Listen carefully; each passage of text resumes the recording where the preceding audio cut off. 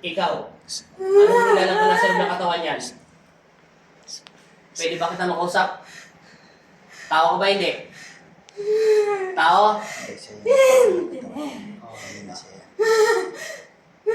May gusto ka ba sa kanya? Tinatanong ko kung may gusto ka sa kanya.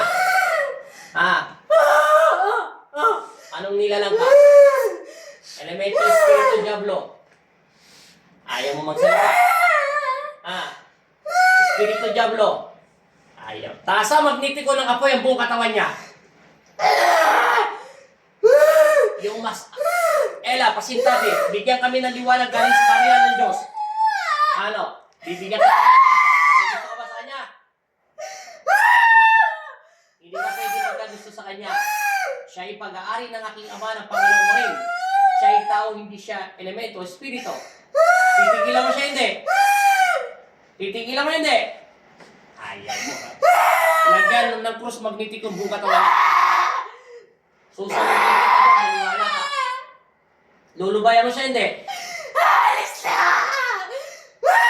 Saan ka nakatira? Bago ka umalis, sa bahay nila, sa ibang bahay, sinundan mo siya. Yung totoo. Sa bahay nila!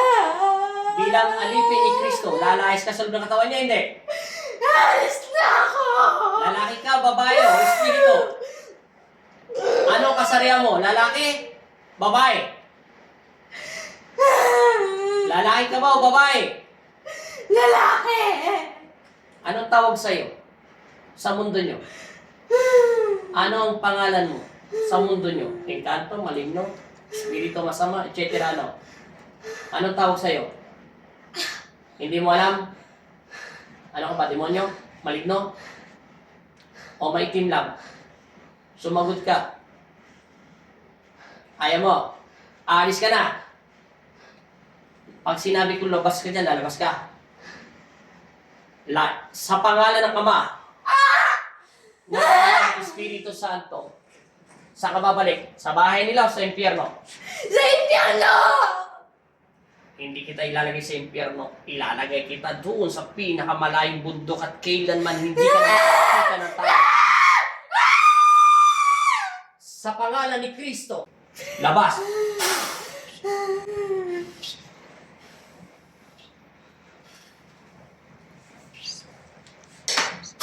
Gising. Sabi mo in Jesus' name. Jesus' name! Atras. Amen. Sabi mo lalaki ka. Kanina sabi mo lalaki ka. Kataway. Wala siyang alam. Kaya mo na yan. Tumayo ka ulit. Tingnan natin. Lumapit ka sa akin konti. Tapos tumingin ka sa buong nasa lalo. Pikit. Wala na. Hindi nagagana. Pikit. Ayaw na tumula. Ayaw na. Atras na. Upo.